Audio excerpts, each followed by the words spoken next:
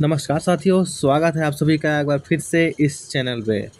तो फ्रेंड्स, आज मैं आपसे जिस टॉपिक के बारे में बात करने जा रहा हूँ वो है सेंटेंस। तो आज हम समझेंगे कि सेंटेंस क्या होता है, सेंटेंस के कितने टाइप होते हैं, साथ ही साथ सेंटेंस से रिलेटेड किस तरह के क्वेश्चन एग्जाम में पूछे जाते हैं, वो सारे भी चीज़ें हम आज देखने जान रहे हैं।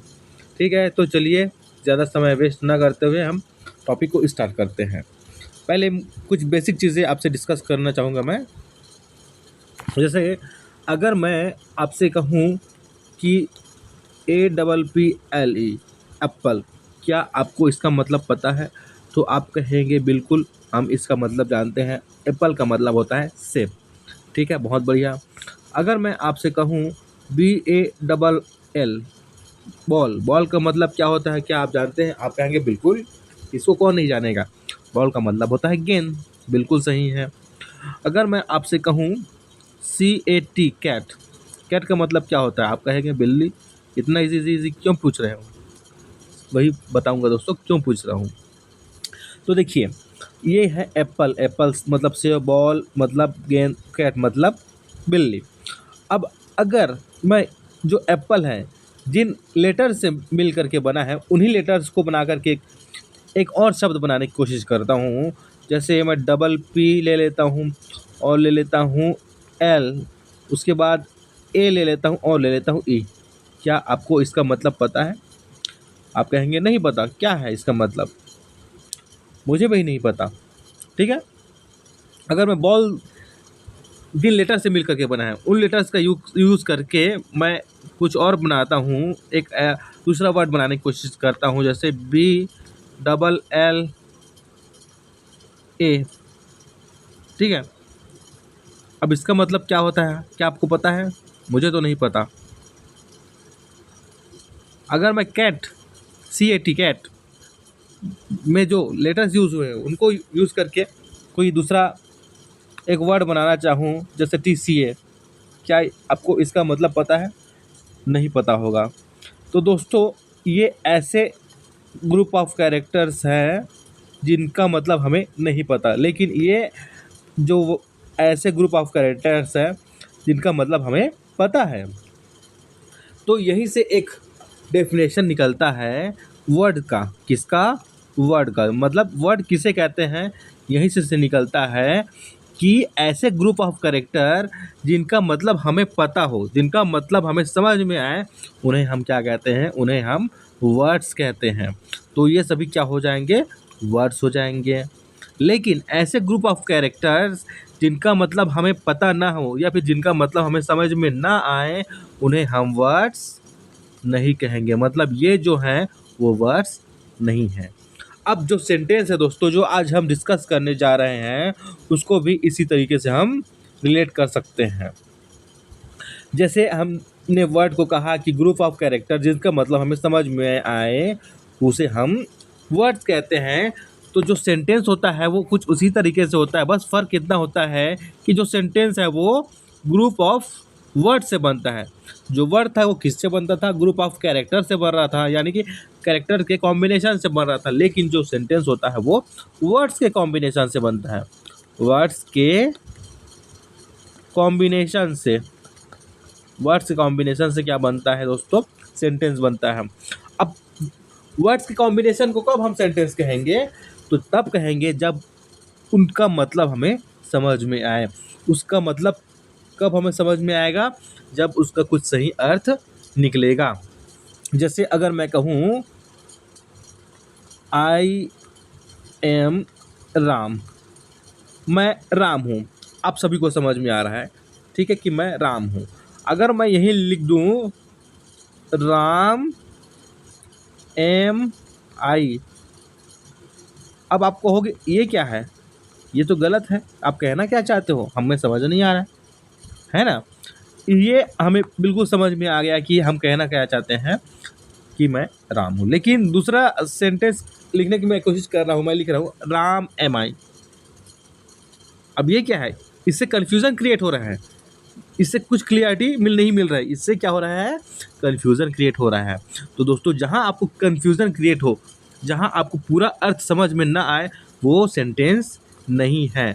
और जहाँ से आपको क्लियरिटी मिल जाती है, उसका मतलब जो है, जो ग्रुप ऑफ वर्ड्स है उसका मतलब समझ में आ जा रहा है, then that is a sentence, that is definitely a sentence. तो ये सेंटेंस है, ये सेंटेंस नहीं है।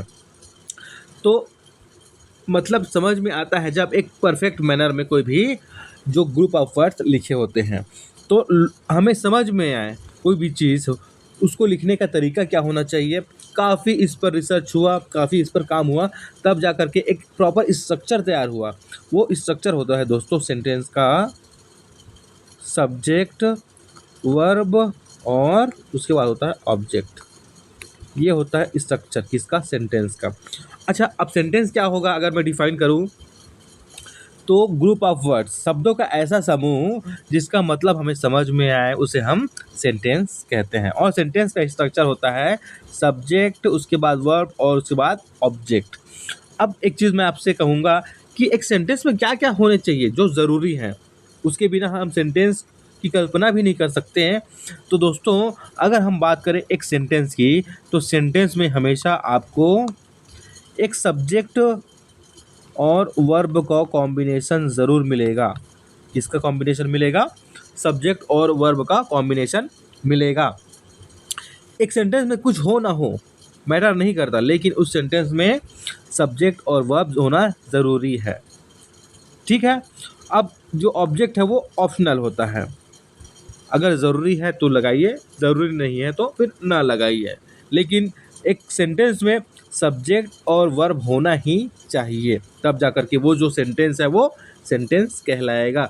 Otherwise that will not be a sentence. अब चलिए समझते हैं, जो मैंने लिखा है सब्जेक्ट, वर्ब और ऑब्जेक्ट, ये एक्चुअल में होते क्या हैं, इनको हम समझने की कोशिश करते हैं।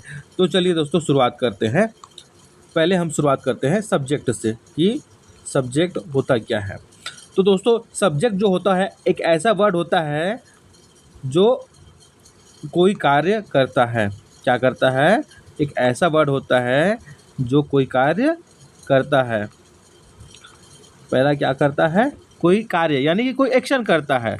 एक ऐसा वर्ड जो कोई एक्शन करता है, वो क्या होता है, वो होता है दोस्तों सब्जेक्ट। दूसरा क्या होता है, किसी की ओर पॉइंट आउट करता है, किसी की ओर इशारा करता है, किसी की ओर क्या करता है, पॉइंट आउट वो करता है, वह सब्जेक्ट होता है। अब सब्जेक्ट के रूप में हम किसका यूज़ करेंगे दोस्तों, तो ये इंपॉर्टेंट चीज़ है। सब्जेक्ट के रूप में हम हमेशा या तो किसी नाउन का यूज़ करते हैं या फिर किसी प्रोनाउन का यूज़ करते हैं। ये तीसरा पॉइंट हो गया सब्जेक्ट के बारे में।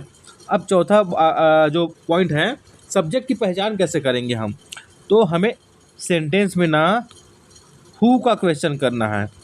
हु का क्या करना है, हमें क्वेश्चन करना है, और उस हु का जो क्वेश्चन हम कर रहे हैं उसका रिप्लाई जो भी वर्ड देगा वो डेफिनेटली एक सब्जेक्ट होगा दोस्तों। वो क्या होगा, वही एक सब्जेक्ट होगा। तो जब हम सब्जेक्ट की बात करते हैं तो हमें 4 पॉइंट्स याद रखने होंगे कि क्या होते हैं। पहला, ऐसा वर्ड जो ये एक्शन करता है वो सब्जेक्ट हो सकता है। दूसरा, ऐसा वर्ड जो किसी की ओर पॉइंट आउट करता है वो अब क्या हो सकता है, वो सब्जेक्ट हो सकता है। तीसरा है, सब्जेक्ट के रूप में हम किसी नाउन या प्रोनाउन का यूज़ करेंगे। और चौथा है, अगर हमें सब्जेक्ट की पहचान करना है तो हमें क्या करना है, सेंटेंस में हु का क्वेश्चन करना है, और हु का जो रिप्लाई जो भी वर्ड देगा वो क्या होगा, वो सब्जेक्ट होगा। अब बढ़ते हैं हम वर्ब की ओर कि वर्ब क्या होता है। तो बेसिकली दोस्तों, वर्ब एक ऐसा वर्ड होता है जो हमें बताता है कि कोई कार्य हो रहा है। वर्ब क्या बताता है, हमें ये बताता है कि कोई कार्य हो रहा है। अब वर्ब की बात करें ना, तो वर्ब बेसिकली 2 प्रकार के होते हैं। एक तो होता है हेल्पिंग वर्ब, क्या होता है जी, हेल्पिंग वर्ब, और एक होता है मेन वर्ब। मेन वर्ब से हमें पता चलता है कि कौन सा कार्य हो रहा है, और हेल्पिंग वर्ब से हमें ये पता चलता है कि वो जो कार्य है किस समय हो रहा है, पास्ट में हुआ है, प्रेजेंट में हो रहा है, या फिर फ्यूचर में होगा। ये हमें किससे पता चलता है, ये हमें पता चलता है हेल्पिंग वर्ब से। तो बेसिकली वर्ब को पहचानना, उसको आइडेंटिफाई करना काफ़ी आसान होता है। ठीक है। तीसरा आते हैं अब ऑब्जेक्ट। ऑब्जेक्ट क्या होता है, तो ऑब्जेक्ट एक ऐसा वर्ड होता है जिस पर सब्जेक्ट द्वारा किए गए कार्य का प्रभाव पड़ता है दोस्तों। क्या होता है, ऐसा वर्ड होता है जिस पर सब्जेक्ट द्वारा किए गए कार्य का प्रभाव पड़ता है। अब ऑब्जेक्ट के रूप में हम किसका यूज़ करेंगे, तो बेसिकली जैसे हम सब्जेक्ट के रूप में नाउन या प्रोनाउन का यूज़ करते थे ना, उसी तरीके से हम ऑब्जेक्ट के रूप में भी नाउन या प्रोनाउन का यूज़ करेंगे। पहला पॉइंट तो ये है। दूसरा पॉइंट है कि हम ऑब्जेक्ट की पहचान कैसे करेंगे। तो आपको सेंटेंस में या तो व्हाट का क्वेश्चन करना है या फिर हुम का क्वेश्चन करना है, या तो व्हाट या फिर हुम, इनमें से किसी भी एक का अगर रिप्लाई मिलता है आपको सेंटेंस में, तो वो क्या होगा, वो ऑब्जेक्ट होगा। अगर व्हाट का रिप्लाई मिलता है तो भी ऑब्जेक्ट होता है, अगर हुम का रिप्लाई मिलता है तो भी वो ऑब्जेक्ट होता है। इस तरीके से क्या होता है दोस्तों, हम ऑब्जेक्ट की पहचान कर सकते हैं। तो किसी सेंटेंस में क्या होता है, सब्जेक्ट होता है, फिर वर्ब होता है, और फिर क्या होता है, उसका ऑब्जेक्ट होता है दोस्तों। ये स्ट्रक्चर होता है। चलिए कुछ एग्जांपल्स हम देखते हैं। जैसे मैं कहता हूँ राम इज़ रनिंग, ठीक है, राम इज़ रनिंग। यहाँ पर देखिए राम क्या है, किसी का नाम है, नाम मतलब नाउन, ये क्या हो गया, नाउन। नाउन मतलब सब्जेक्ट, सब्जेक्ट काम कर रहा है, ठीक है। इज़ रनिंग, ये पूरा क्या है दोस्तों, ये पूरा वर्ब है, ये क्या है, पूरा वर्ब है। इसमें इज़ हेल्पिंग वर्ब है और रनिंग क्या है, मेन वर्ब है दोस्तों। तो देखिए यहाँ पर सब्जेक्ट और वर्ब का कॉम्बिनेशन बन रहा है, और इसका मतलब ही हमें समझ में आ रहा है कि क्या हो रहा है, राम दौड़ रहा है। तो ये क्या हो गया, एक सेंटेंस हो गया, ठीक है। अगर मैं एक और एग्जांपल दूं तो आई एम ईटिंग फूड, ठीक है, आई एम ईटिंग फूड। अब देखिए यहाँ पर आई क्या है, ये प्रोनाउन है दोस्तों। प्रोनाउन किसका काम कर रहा है, सब्जेक्ट का। देखिए सब्जेक्ट के रूप में दो चीज़ें काम कर सकते हैं, या तो नाउन या फिर प्रोनाउन। आई होता है प्रोनाउन, ये यहाँ पर सब्जेक्ट काम कर रहा है।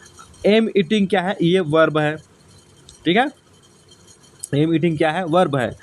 इसमें ईटिंग मेन वर्ब है, एम हेल्पिंग वर्ब है दोस्तों, ठीक है। तो ये वर्ब का पहचान हो गया, इसको पहचानना काफ़ी इजी होता है। अब फूड क्या है, वो है ऑब्जेक्ट, ठीक है। अब हम चलिए चेक करते हैं कि वाकई हमने जो पढ़ा है कि सब्जेक्ट को कैसे पहचानते हैं, ऑब्जेक्ट को कैसे पहचानते हैं, और वर्ब को कैसे पहचानते हैं। तो वर्ब तो इजी होता है, सब्जेक्ट और ऑब्जेक्ट को देखते हैं जो हमने कॉन्सेप्ट पढ़ा है उसके हिसाब से। जैसे यहाँ पर देखिए राम इज़ रनिंग, राम दौड़ रहा है। अब मुझे सब्जेक्ट की पहचान करना है क्योंकि इसमें सब्जेक्ट है, तो मैं क्या कहूँगा, हु इज़ रनिंग, कौन दौड़ रहा है।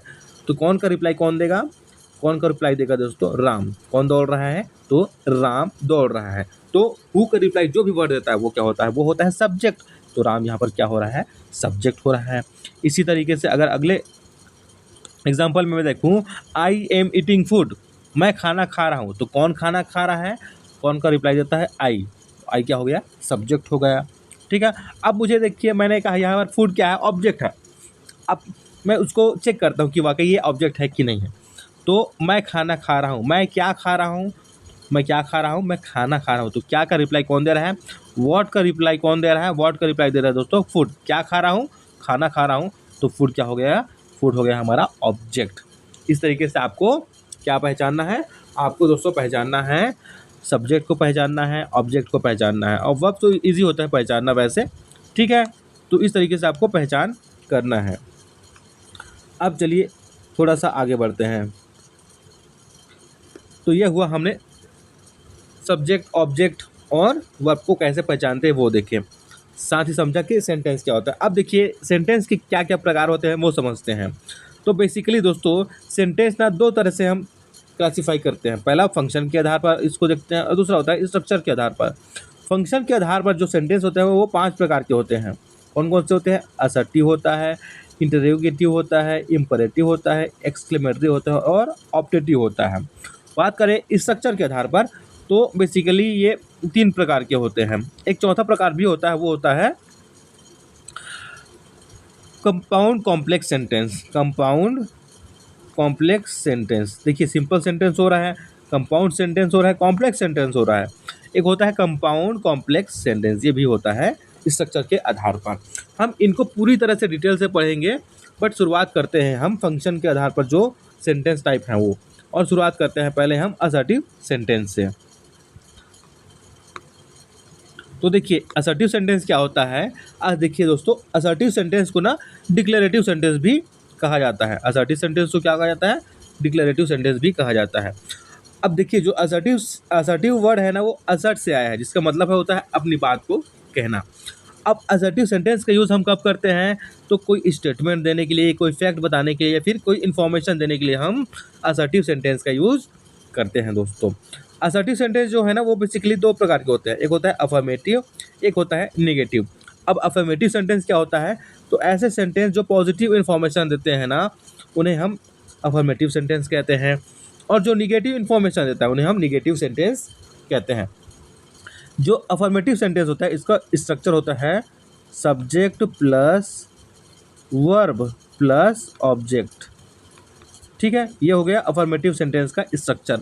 बात करें निगेटिव सेंटेंस के स्ट्रक्चर की, तो इसका स्ट्रक्चर होता है subject plus helping verb plus not, ये है नॉट दोस्तों, ये क्या है, नॉट प्लस नॉट है ये, प्लस मेन वर्ब और प्लस होता है ऑब्जेक्ट। उसके बाद क्या होता है, ऑब्जेक्ट। तो ये दोनों के स्ट्रक्चर है। ठीक है, ये अफर्मेटिव का है स्ट्रक्चर है और ये निगेटिव सेंटेंस का स्ट्रक्चर है। अफर्मेटिव सेंटेंस क्या करते हैं, तो ये पॉजिटिव इन्फॉर्मेशन देते हैं, जबकि जो निगेटिव सेंटेंस होता है वो निगेटिव इन्फॉर्मेशन देते हैं। अगर आप किसी सेंटेंस में नॉट लगा दें तो वो क्या होता है, वो निगेटिव सेंटेंस बन जाता है। जैसे कुछ एग्जांपल्स चलिए देखते हैं। I am watching TV, I am watching TV, मैं टीवी देख रहा हूँ। ठीक है, इसमें इन्फॉर्मेशन दिया जा रहा है कि मैं क्या कर रहा हूँ, मैं टीवी देख रहा हूँ, कुछ बताया जा रहा है, आप है ना, अपने एक एक्टिविटी के बारे में बता रहा हूँ। लेकिन अगर अब देखिए, अच्छा इसमें स्ट्रक्चर को फॉलो किया जाए, सब्जेक्ट है, फिर वर्ब है, फिर क्या है, ऑब्जेक्ट है दोस्तों, ये क्या है, ऑब्जेक्ट। अगर इसी को मैं निगेटिव बना दूँ, क्या कहूँगा मैं, निगेटिव बनाने के लिए I am not watching TV. देखिए यहाँ पर क्या हुआ, नॉट मैंने लगा दिया तो ये निगेटिव सेंटेंस बन जाएगा। स्ट्रक्चर देखिए, सब्जेक्ट है, हेल्पिंग वर्ब है, फिर नॉट है, फिर मेन वर्ब आएगा यहाँ पर वॉचिंग, देन ऑब्जेक्ट है दोस्तों, उसके बाद क्या आ जाएगा, ऑब्जेक्ट। तो ये स्ट्रक्चर तैयार हो रहा है। इस तरीके से जो अफर्मेटिव सेंटेंस है और निगेटिव सेंटेंस है उनका यूज़ हम करते हैं। क्यों करते हैं, कोई इन्फॉर्मेशन देने के लिए, कोई फैक्ट बताने के लिए, या फिर किसी प्रकार का स्टेटमेंट देने के लिए। ये डायरेक्ट क्वेश्चन आता है ना कि अफर्मेटिव सेंटेंस या फिर असर्टिव सेंटेंस का यूज़ हम क्यों करते हैं। तो आपको कभी ये पूछा जाता है कि हम असर्टिव सेंटेंस का यूज़ कब करेंगे, तो आपको बताना है कि कोई स्टेटमेंट बताने के लिए, या कोई स्टेटमेंट देने के लिए, कोई फैक्ट बताने के लिए, या फिर कोई इन्फॉर्मेशन देने के लिए हम असर्टिव सेंटेंस का यूज़ करते हैं। असर्टिव सेंटेंस की दो कैटेगरीज होती है, एक होता है अफर्मेटिव, दूसरा होता है निगेटिव। ओके, चलिए आगे बढ़ते हैं। हाँ, अब देखिए दोस्तों आ गया है इंटरोगेटिव सेंटेंस। तो बेसिकली इंटरोगेटिव सेंटेंस क्या होता है, तो ऐसे सेंटेंस जिनका यूज़ हम क्वेश्चन पूछने के लिए करते हैं उन्हें हम इंटरोगेटिव सेंटेंस कहते हैं। इंटरोगेटिव सेंटेंस जो होते हैं उनकी भी दो कैटेगरीज होती है, एक होता है डायरेक्ट इंटरोगेटिव, दूसरा होता है इनडायरेक्ट इंटरोगेटिव। अभी दोनों क्या होते हैं चलिए समझते हैं। तो जो डायरेक्ट इंटरोगेटिव होते हैं वो ऐसे सेंटेंस होते हैं जिनमें डायरेक्ट क्वेश्चन पूछा जाता है, जबकि जो इनडायरेक्ट इंटरोगेटिव होते हैं उनमें हम डायरेक्ट क्वेश्चन पूछने के बजाय पहले एक सिंपल सेंटेंस से स्टार्ट करते हैं, फिर असर्टिव फॉर्म में क्वेश्चन पूछते हैं। अब असर्टिव फॉर्म में क्या होता है, तो स्ट्रक्चर होता है असर्टिव फॉर्म का या असर्टिव सेंटेंस का, मैंने अभी आपको बताया, सब्जेक्ट फिर वर्ब फिर ऑब्जेक्ट, ये होता है इसका स्ट्रक्चर। ठीक है, जो डायरेक्ट इंटरोगेटिव होते हैं ना वो कभी कभी हेल्पिंग वर्ब से भी स्टार्ट होते हैं, जैसे is, am, are, was, verb, इस तरीके से। कभी कभी ये WH वर्ड से स्टार्ट होते हैं, जैसे who, whom, whose, what, which, when, why, how, ये सभी क्या होते हैं WH वर्ड, या फिर WH फैमिली के वर्ड होते हैं जिनसे ये स्टार्ट होते हैं। जो डायरेक्ट इंटरोगेटिव होते हैं ना ये हमेशा क्वेश्चन मार्क पे ख़त्म होते हैं दोस्तों, एक चीज़ ये है। ठीक है, अच्छा जो इनडायरेक्ट इंटरोगेटिव होते हैं ना वो इनमें जो WH वर्ड है वो होता है वो बीच में आता है। साथ ही साथ इसके बाद जो स्ट्रक्चर होता है, WH वर्ड के बाद जो स्ट्रक्चर होता है वो क्या होता है, असर्टिव फॉर्म में होता है, यानी कि पहले सब्जेक्ट आएगा फिर वर्ब आएगा, असर्टिव फॉर्म का मतलब क्या है, पहले सब्जेक्ट उसके बाद वर्ब, जबकि इंटरोगेटिव में क्या होता है, वर्ब पहले आता है उसके बाद सब्जेक्ट होता है। ठीक है, जो इनडायरेक्ट इंटरोगेटिव होते हैं ना वो हमेशा फुल स्टॉप पर खत्म होते हैं। इस तरीके से आपको याद रखना है दोस्तों, ये कुछ इम्पोर्टेंट कॉन्सेप्ट्स हैं। ठीक है, अब देखिए जो डायरेक्ट इंटरोगेटिव हमने देखा उसकी भी दो कैटेगरीज होती हैं। उसकी क्या होती है, दो कैटेगरीज होती हैं। एक तो होता है यस नो क्वेश्चन, दूसरा होता है WH क्वेश्चन। अब यस नो क्वेश्चन क्यों कहा जाता है इसे, तो इनका जो रिस्पॉन्स होता है, इनका जो रिप्लाई होता है वो या तो यस में दिया जाता है या फिर नो में दिया जाता है, इसलिए इन्हें यस नो क्वेश्चन कहा जाता है। जबकि जो WH क्वेश्चन होता है उनका रिप्लाई डिटेल में दिया जाता है, एटलीस्ट 1 सेंटेंस में दिया जाता है, उससे ज़्यादा भी हो सकता है बट मिनिमम 1 सेंटेंस में होना चाहिए। तो जो यस नो क्वेश्चन है उनका रिप्लाई हम यस या नो में देते हैं, इसलिए उसे यस नो क्वेश्चन भी कहा जाता है। बात करें WH क्वेश्चन की तो इसका रिप्लाई हम डिटेल में देते हैं। ठीक है, जो यस नो क्वेश्चन होते हैं ना उनकी शुरुआत हमेशा हेल्पिंग वर्ब से होती है, जैसे is am are was were है ना, इस तरीके से जो हेल्पिंग वर्ब होते हैं उनसे इनकी शुरुआत होती है। और ऐसे प्रश्नों के जवाब केवल यस और नो में दिया जाता है। जो यस नो क्वेश्चन है उसका ये है स्ट्रक्चर, पहले हेल्पिंग वर्ब आएगा, फिर सब्जेक्ट आएगा, फिर मेन वर्ब आएगा, फिर अदर वर्ड्स आएगा दोस्तों। ठीक है, बात करें अगर हम WH क्वेश्चन की तो इसका स्ट्रक्चर होता है, पहले WH वर्ड आता है। WH फैमिली का वर्ड कोई भी हो सकता है, जैसे who, whom, whose, what, which, when, where, why, how, ये सभी क्या है WH फैमिली के वर्ड हैं, तो ये इनमें से कोई भी हो सकता है। उसके बाद होता है हेल्पिंग वर्ब, फिर होता है सब्जेक्ट, फिर वन वर्ब और लास्ट में होता है अदर वर्ड्स। ठीक है, तो इस तरीके से स्ट्रक्चर होता है यस नो क्वेश्चन का और WH क्वेश्चन का।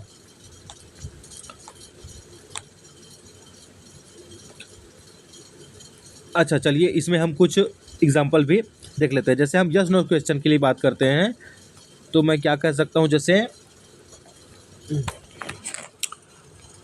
इज ही राम, तो मैं पूछ रहा हूँ क्या वह राम है, क्या वह राम है। तो आप जैसे अगर कोई राम है तो आप बोलोगे यस, अगर नहीं है तो आप बोलोगे नो। इससे मुझे समझ में आ जाएगा, मेरा आंसर मुझे मिल जाएगा। लेकिन अगर मैं इसी को पूछ दूं, WH क्वेश्चन बना दूं, तो मैं क्या कहूँगा, इसमें WH वर्ड जोड़ दूंगा। तो क्या करूँगा, WH वर्ड जोड़ दूंगा। तो मैं पूछ सकता हूँ वाई इज ही राम। अब मैं यहाँ पर क्या पूछ रहा हूँ कि वह राम क्यों है, वह राम क्यों है। अब आपको कारण बताना पड़ेगा कि वह राम क्यों है। क्यों, क्योंकि उनके माता पिता ने उसका नाम राम रखा है, इसलिए वह राम है। मतलब इसको हम डिटेल में एक्सप्लेन कर रहे हैं। लेकिन जो यस नो क्वेश्चन है उसमें केवल यस या फिर नो में हम आंसर कर रहे थे। जैसे एक और एग्जांपल लिखते हैं, are they fighting, are they fighting, क्या वो लड़ रहे हैं। देखिए ये हेल्पिंग वर्ब से स्टार्ट हो रहा है। ठीक है, अगर मैं इसी को मैं WH क्वेश्चन बनाना चाहूँगा तो मैं इसमें WH जो वर्ड है वो जोड़ देता हूँ, why are they fighting, why are they fighting. तो देखिए WH वर्ड से स्टार्ट हो रहा है। बाकी का जो आपका स्ट्रक्चर है वो सेम है WH वर्ड की तरह, सॉरी जो WH क्वेश्चन है उसकी तरह, इसमें बस WH वर्ड जोड़ दिया गया है इसको WH क्वेश्चन बनाने के लिए। बाकी ये यस नो क्वेश्चन है। ठीक है, ये यस नो क्वेश्चन है, इधर का जो है यस नो क्वेश्चन की तरह इसका स्ट्रक्चर होता है दोस्तों। ठीक है, आगे देखें तो अगर देखिए आगे है इम्परेटिव सेंटेंस। अब इम्परेटिव सेंटेंस का यूज़ क्यों किया जाता है, तो ये किसी को ऑर्डर देने के लिए, किसी को एडवाइस देने के लिए या फिर किसी को रिक्वेस्ट करने के लिए किया जाता है। जो इम्परेटिव सेंटेंस होती है ना उसकी शुरुआत हमेशा या तो वर्ब के पहले मतलब वर्ब के फर्स्ट फॉर्म से होगी, या फिर डू से होगी, या फिर डू नॉट से होगी, या फिर लेट से होगी दोस्तों। जैसे कुछ एग्जांपल है, वर्क हार्ड, यहाँ पर वर्ड लिखा गया है, एक्चुअल में यहाँ पर डी नहीं होगा, के होगा, वो ये क्या होगा, वर्क हार्ड है। क्या है यहाँ पर आएगा आपका वर्क हार्ड। यहाँ पर थोड़ा सा प्रॉब्लम हो रहा है, इसको मैं डिलीट मार देता हूँ, थोड़ा सा मिटा देता हूँ। ये होता है क्या है, वर्क हार्ड, वर्क हार्ड। देखिए ये क्या है, वर्क हार्ड, ये क्या है, वर्ब है। अब आप सोच रहे होंगे इसमें सब्जेक्ट कहाँ है, आप बोल रहे हो वर्क हार्ड, लेकिन ये तो वर्ब हो गया, वर्ब क्या है, वर्ब हो गया, इसमें सब्जेक्ट क्या है। तो दोस्तों आप किसको बोल रहे हो, आप किसी को तो बोल रहे हो, आप किसी को बोल रहे हो, तो आपके लिए वो क्या हो गया, यू हो गया, सेकंड पर्सन हो गया ना। तो इसका जो सब्जेक्ट होगा वो क्या हो गया, यू होगा, यू वर्क हार्ड। ठीक है, इस तरीके के सेंटेंस में ना जो सब्जेक्ट होता है वो हमेशा यू ही होता है। ओके, तो देखिए यहाँ पर V1 से स्टार्ट हो रहा है ये जो सेंटेंस है। ठीक है, इसमें देखिए डू से हो रहा है, इसमें डू नॉट से हो रहा है, इसमें V1 से हो रहा है फिर से, और इसमें लेट से हो रहा है। लेट क्या होता है, एक ट्रांजिटिव वर्ब होता है। लेट क्या होता है, ये भी एक वर्ब है, ट्रांजिटिव वर्ब। इसमें भी सब्जेक्ट अगर पूछें क्या है, तो इसमें सब्जेक्ट क्या होगा, यू होगा दोस्तों, यू लेट मी गो। ठीक है, तो अगर आपको इम्परेटिव सेंटेंस की पहचान करनी है तो आपको हमेशा यह ध्यान देना पड़ेगा कि इम्परेटिव सेंटेंस का यूज़ हम कब करते हैं, तो कोई ऑर्डर देने के लिए, कोई एडवाइस देने के लिए, या फिर किसी को रिक्वेस्ट करने के लिए भी हम करते हैं। जो इम्परेटिव सेंटेंस होता है उसकी शुरुआत हमेशा या तो V1 से होगी, या फिर डू से होगी, या फिर डू नॉट से होगी, या फिर लेट से होगी। तो इतना आपको इसमें याद रखना है। चलिए आगे बढ़ते हैं। तो देखिए दोस्तों, अगला है एक्सक्लेमेटरी सेंटेंस। तो एक्सक्लेमेटरी सेंटेंस का यूज़ हम स्ट्रॉन्ग फीलिंग्स, इमोशन या रिएक्शन को एक्सप्रेस करने के लिए करते हैं। जो एक्सक्लेमेटरी सेंटेंस होते हैं इसकी शुरुआत क्या तो व्हाट से होगी या फिर हाउ से होती है। कभी कभी इसकी शुरुआत इंटरजेक्शन से भी होती है, जैसे हुर्रा, वाओ, ब्रावो, इस तरीके के वर्ड्स से। जैसे कुछ एग्जांपल्स देखें हैं तो व्हाट अ मूवी, देखिए ये व्हाट से हो रहा है। अब जो एक्सक्लेमेटरी सेंटेंस है आपको उसमें एक्सक्लेमेशन मार्क जरूर दिखेगा, एक्सक्लेमेटरी मार्क ज़रूर दिखेगा। जैसे hurrah, I got selected for the job. ठीक है, इसमें खुशी बताया जा रहा है। ब्रावो, वेल प्लेड बॉयज़, इसमें तारीफ़ किया जा रहा है दोस्तों। तो एक्सक्लेमेटरी सेंटेंस को इस तरीके से हम समझ सकते हैं। आगे देखते हैं, चलिए अगला है हमारा ऑप्टेटिव सेंटेंस। अगला हमारा क्या है, ऑप्टेटिव सेंटेंस। तो ऑप्टेटिव सेंटेंस का यूज़ हम ब्लेसिंग देने, कर्ज देने या फिर किसी के लिए विश करने के लिए करते हैं। जो ऑप्टेटिव सेंटेंस होते हैं जनरली इसकी शुरुआत में से होती है। ठीक है, इसका स्ट्रक्चर कुछ इस तरीके से भी हो सकता है, मे प्लस सब्जेक्ट प्लस V1 और एक्सक्लेमेशन मार्क, या फिर मे प्लस सब्जेक्ट प्लस V1 और फुल स्टॉप। तो इसको दोनों तरीके से लिखा जा सकता है। बस जो हमारा पर्पस होना है, जो होता है वो होना चाहिए, या तो हम ब्लेसिंग देते हैं, या फिर हम कर देते हैं, या किसी के लिए विश करते हैं। अब जो एग्जांपल्स है देखिए, मे गॉड ब्लेस यू, इसमें मे से स्टार्ट हो रहा है, इसमें भी क्या हो रहा है, ब्लेसिंग दिया जा रहा है दोस्तों। गो टू हेल, इसमें कर्ज किया जा रहा है, इसमें श्राप दिया जा रहा है, इसमें भी एक्सक्लेमेटरी मार्क आपको दिख रहा है। ठीक है, लॉन्ग लिव द क्वीन, इसमें किसी के लिए विश किया जा रहा है, किसी के लिए ये सोचा जा रहा है कि वो लंबी आयु का तक जीवन जिए। तो इस तरीके से ऑप्टेटिव सेंटेंस को हम पहचान सकते हैं और उनको बना सकते हैं। तो बेसिकली ऑप्टेटिव जो सेंटेंस होते हैं वो क्या करते हैं, या तो ब्लेसिंग देते हैं, या फिर कर देते हैं, या फिर किसी को विश करने के लिए यूज़ किए जाते हैं। और इनकी शुरुआत क्या होती है, कुछ इस तरीके से होती है स्ट्रक्चर में इसका। ठीक है, अब देखते हैं आगे। अच्छा, अब सिंपल सेंटेंस आ गया है जो स्ट्रक्चर के आधार पर हो गया है, ये हमें कर लिए। देखिए दोस्तों, इतना हमने कर लिया है, हमने कहाँ तक किया है देखिए, ये थोड़ा सा आगे देखिए, फंक्शन के आधार पर हमने कर लिया है, फंक्शन के आधार पर हमने आज किए। नेक्स्ट वीडियो में जो स्ट्रक्चर के आधार पर सेंटेंसेस हैं उनको हम देखेंगे। ठीक है, तो आज के लिए आप इसको अच्छे से पढ़िए, समझिए, और कुछ अगर आपको डाउट्स आता है तो आप कमेंट में उसको पूछ सकते हैं। ठीक है, तो अभी के लिए धन्यवाद दोस्तों।